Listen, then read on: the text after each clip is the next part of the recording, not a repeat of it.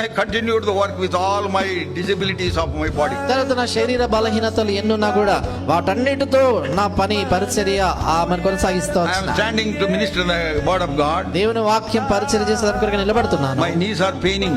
నా యొక్క మోకాలు నొప్పితో ఉన్నాయి. God gives me grace to minister unto you. అయితే దేవుడు మీకు పరిచర్య చేసేదాని కొరకు కృపిస్తున్నాడు. 2019 2019 సంవత్సరం I went to Port Blair for the convocation. అక్కడ పరిశుద్ధ సమాజ కొడుకుల కొరకే పోర్ట్ బ్లేర్ అండమాన్లోకి From there I was brought to Madras. అక్కడ నుంచి మద్రాసుకు వచ్చాను. Then there were meetings in Chennai. తర్వాత చెన్నైలో మీటింగ్లు జరిగాయి. Then I was taken to a place called Attipattu, some 38 kilometers towards north of Madras. Madras కి ఉత్తర ప్రాంతాన అట్టిపట్టు అనేటువంటి స్థలం ఉంది, 35 కిలోమీటర్ల There was a దూరం. convocation there. అక్కడ పరిశుద్ధ సమాజ కొడుకులు And జరిగాయి. from there I was taken to KGF, అక్కడ నుంచి Kolar Goldfields.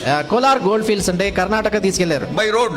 అది రోడ్ లో వెళ్ళారు. Something like 350 kilometers I think. అంటే 350 కిలోమీటర్ల దూరం. Then our meetings were over. Then they were brought me back to Madras. ఆ తర్వాత కూడికలు అయిపోయిన తర్వాత తిరిగి మరలా మద్రాస్ I తీసుకొచ్చారు. was staying in a guest house in Perambur Assembly. Perambur సంఘానికి చెందినటువంటి అక్కడ ఒక గెస్ట్ హౌస్ ఉండింది. The అక్కడ brother who looked after me gave me dinner. కనుక ఏ సహోదరుడు నన్ను చూసుకుంటున్నారో ఆయన నాకు రాత్రి భోజనం ఇచ్చారు. Before I slept, నేను పడుకునేదానికి మునుపుగా I prayed to the Lord like this. ప్రభుకి ఇలా ప్రార్థించాను. Lord, I am very much tired. ప్రభా నేను చాలా అలసిపోయాను. I have done enough of thy work. ప్రభా నీ పని చాలినంత నేను చేశాను. Now I would like to retire. ప్రభా ఇక నేను పదవి విరమణ Now I తీసుకుంటాను. need rest. ప్రభా నాకు ఇప్పుడు విశ్రాంతి Lord, కావాలి. I will take rest for the rest of my life. ప్రభా నా జీవిత కాలం ఇంకా విశ్రాంతి తీసుకుంటాను అన్నాను. With such thoughts, I slept. అలాంటి తలంపులతో నేను నిద్రపోయినాను. Next day morning, తర్వాత దినం ఉదయాన్న I woke up. నేను లేచాను. That day was my birthday.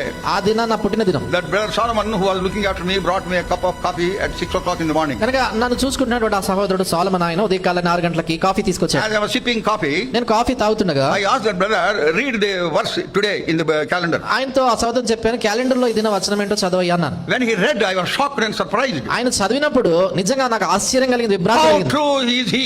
కనుక ఈ ప్రభువు ఎంత నిజమైన వాడు. He is the true and the living God. ఆయన నిజమైన సజీవుడైన దేవుడు. There is none beside him. ఆయన తప్ప వేరొకరు లేరు. He speaks to us relevant to the situation. ఆయన పరిస్థితికి తగినట్లుగా మనతో మాట్లాడతాడు. What I thought last night, రాత్రి నేనైతే అనుకున్నానో, now what word that he read in the calendar that day, ఆ దినాన క్యాలెండర్ లో చదివిన వచనము it is a wonderful mystery for me. అది నాకు నిజంగా అద్భుతంగా మర్మం లాగా అనిపించింది. See Romans chapter 12, చూడండి, రోమా పత్రిక 12 verse 11. 11. Romans chapter 12, verse 11. రోమా పత్రిక 12 అధ్యాయము 11 వచనం. That stirred me up again. అది నన్ను మరలా మరి ప్రేరేపించి That revived me and quickened me. నన్ను ఉజ్జీవింపజేసింది, తిరిగి And prepared me for the work ahead of me. నా ఎదుటున్నటువంటి పని కొరకే నన్ను సిద్ధపరిచింది. See how relevant is the word of God. చూడండి, దేవుని వాక్యము ఎంత తగిన స్థితికి అలాగ దేవుడు I thought మాట్లాడాడు. it is enough.